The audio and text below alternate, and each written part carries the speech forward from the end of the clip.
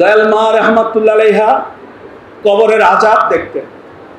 কোন কবরে আযাব হয়, কোন কবরবাসী কেমন আছে তিনি তা বলে দিতেন।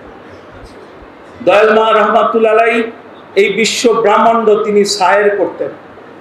কিছুদিন আগে নাসার বিজ্ঞানীরা চাঁদে যায় নাই, চাঁদের চারপাশ দিয়ে ঘুরে আসছে।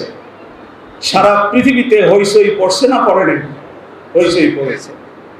দয়াল মা রহমতুল্লাহ আলাইহা তিনি অন্তর চোখে তার হৃদয় জগতে তিনি সায়ের করতেন।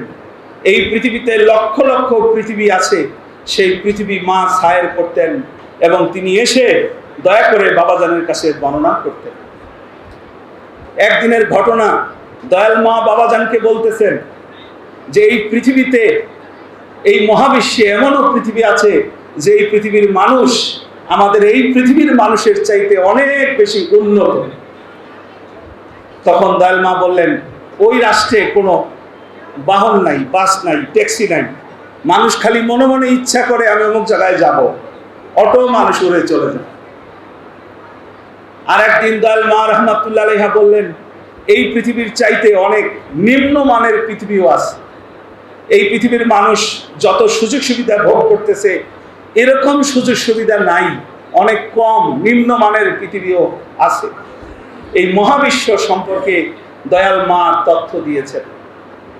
সেই তথ্যগুলো আজকে যদি দয়াল মা আমেরিকার মতো রাষ্ট্রে জন্মগ্রহণ করতেন আর নাসার বিজ্ঞানীদের কাছে দয়াল মার এই তথ্যগুলো তারা পাইত, এগুলা হাজার হাজার crore crore billion billion dollar দিয়ে তারা কিনে নিত এই তথ্যগুলো।